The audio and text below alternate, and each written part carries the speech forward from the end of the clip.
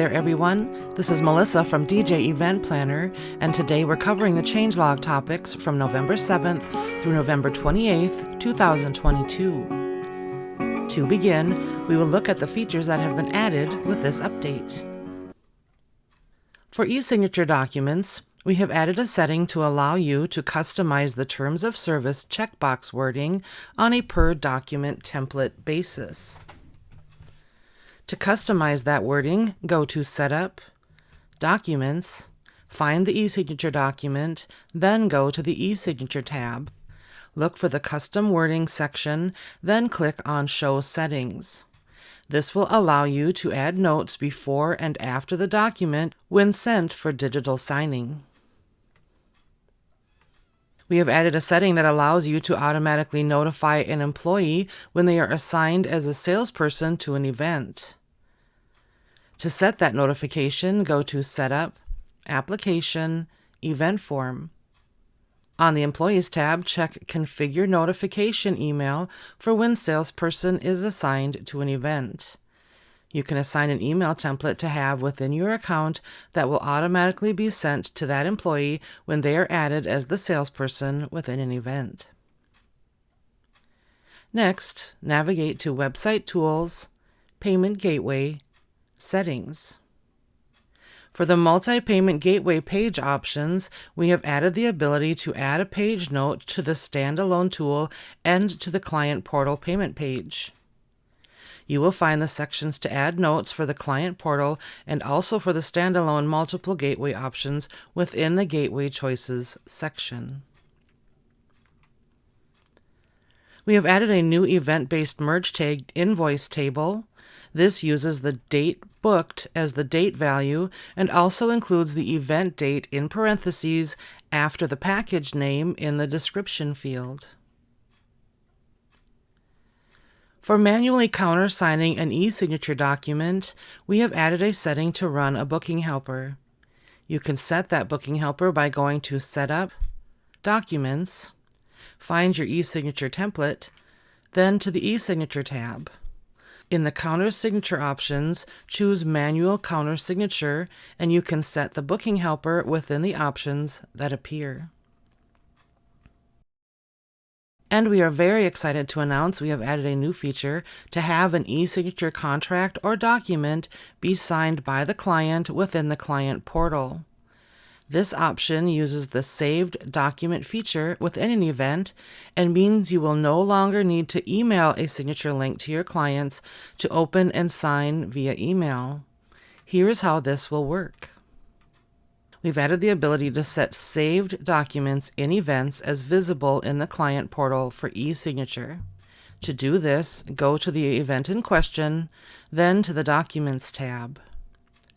In the Saved Documents drop-down menu, choose your e-signature document from your list.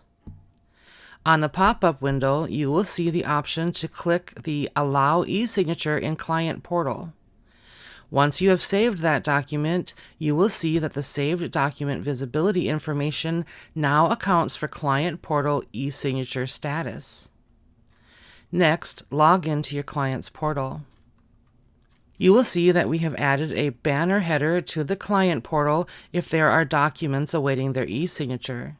This banner will be visible at the top of each tab within their client portal. When your client logs in, they can click to e-sign the document, which will then run any of the actions when e-signed settings you have in place for the contract. Another ability with this new feature, in the Documents tab within the event, when you view the saved e-signature document, the banner now accounts for the unsigned but waiting for e-signature in the client's portal status.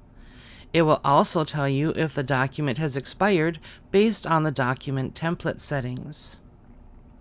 Based on that expiration document information, we have also added the ability for you to manually adjust the expiration date of this saved document that is visible in the client portal for e-signing. To do that, click on the Visible to Client, Waiting for e-signature button. You should see a new banner stating the contract is expired and no longer visible within the client portal. You can click on the Change Expiration Date button on the right and reset the expiration date. This will make the contract visible within the client portal again, and your clients can log in to digitally sign their contract. And now, on to the changes that have taken place in this time period. For the event list filters options, the default sort order for past events will now be descending. This will ensure that the most recent events are included when the past events filter is selected. Under Website Tools, check Availability button. Past blacked out dates are no longer displayed by default. There is now a View All button to show blacked out dates that are in the past. This same information can also be viewed by going to your monthly calendar, clicking on the Check Availability on the side panel, and choosing Edit. When the software checks for valid email addresses, it will now return false for email addresses with 2 consecutive dots within the email address, which makes the email address invalid. When your clients print their request list from within their client portal, the location field is no longer included on the request list sheet. This change was made based on a user request and makes sense since clients do not need to know the physical location of the song on your hard drive. When an employee is logged into their portal, we have made a tweak to the way the calendar color coding is assigned on the Time Off page within their employee portal. Previously, the color would show a single light blue box for days with assigned events.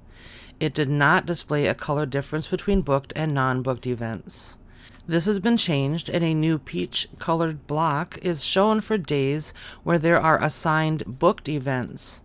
Blue will remain the color for assigned non-booked or pending events. Under Setup, Emails, we have refactored the page that it lists the email templates to significantly reduce page size and processing time for large data sets.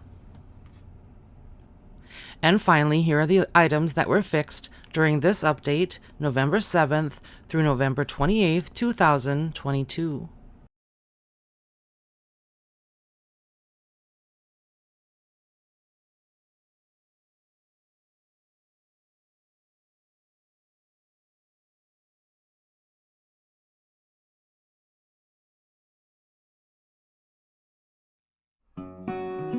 As always, you can find the latest updates to our change log by logging into your DJ Event Planner account and clicking on the Support Options button on the left-hand menu.